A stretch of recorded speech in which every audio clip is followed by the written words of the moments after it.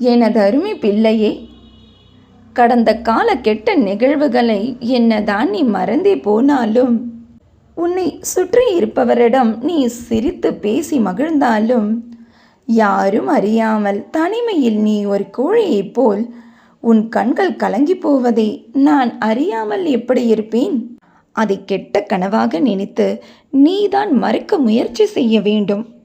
தேவையில்லாமல் யாரும் இல்லை உன்னோடு என்று நீ சொல்வதால் ஆபத்தையே அது உனக்கு பிரதிபலிக்கும். மன சஞ்சலத்தோடு இருக்கும் இக்காலகட்டத்தில் உன் கண்களை ஆத்மார்த்தமாக மெல்ல மெல்ல நீ மூடியவுடன் உன் கண் முன்னால் தோன்றுவது நானாக இருந்தால் நிச்சயம் நீ உணர்ந்து கொள். உன் மனம் நேர்மறையோடு இருப்பதையும் நானும் உன் அருகினில் இருப்பதையும். அப்படி இல்லாத அந்த மோசமான சூழ்நிலையில் மனதில் பல கெட்ட நிகழ்வுகள் தோன்றுகையில் என் முன் இன்னும் கொஞ்சம் நேரம் என்னை நினைத்து தியானித்துக்கொள்.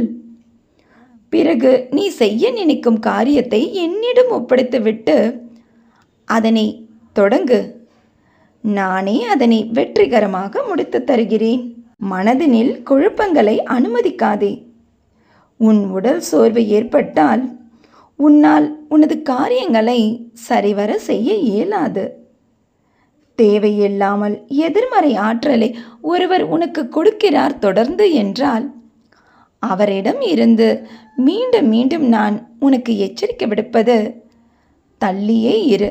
நீ உன் செயலில் வெற்றி பெறும் வரை நீ செய்யும் செயலில் யாரிடமும் பகிர வேண்டாம்.